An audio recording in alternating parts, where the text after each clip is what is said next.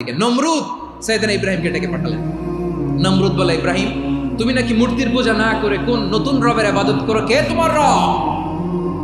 সাইয়েদনা ইব্রাহিম বললেন, রব্বি আল্লাযী ইউহয়ী ওয়া ইউমীত, আমি এমন রবের ইবাদত করি যিনি জীবন দেন, যিনি মৃত্যু দেন। নমরুদ বলে, তাই নাকি? তোমার রব জীবন দেয় মৃত্যু দেয়, আর এটা তো আমি দেই, আমিও তো জীবন দেই, আমিও তো মৃত্যু দেই। সাইয়েদনা ইব্রাহিম বললেন, কেমন করে তুমি জীবন দাও মৃত্যু দাও, একটু দেখাও তো। নমরুদ জেলখানা থেকে দুজন কয়েদিকে ডেকে আনলো, কয়েদি এনে অর্ডার করলো, একটাকে এখনই শিরোচ্ছেদ, হেড অফ, ডেথ পেনাল্টি, মৃত্যুদণ্ড দেয়া হলো, ফিনকি দিয়ে রক্ত বের হলো। নমরুদ বলে, দেখো দুজনকে ধরে আনলাম, একজন কয়েদিকে দিলাম ডেথ পেনাল্টি, মৃত্যুদণ্ড, পরে মৃত্যু দিলাম, আরেকজন যে দাঁড়িয়ে আছে চাইলে ওরেও আমি মৃত্যুদণ্ড দিতে পারি, কিন্তু না, ওরে আমি দিব না, ওরে আমি বাঁচাইয়া দিলাম, ছেড়ে দিলাম, মানে জীবন দিলাম।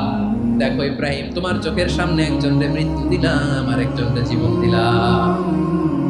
আপাত দৃষ্টিতে তাই তো, একজনের তো জীবন দিল, আরেকজনের মৃত্যু দিল।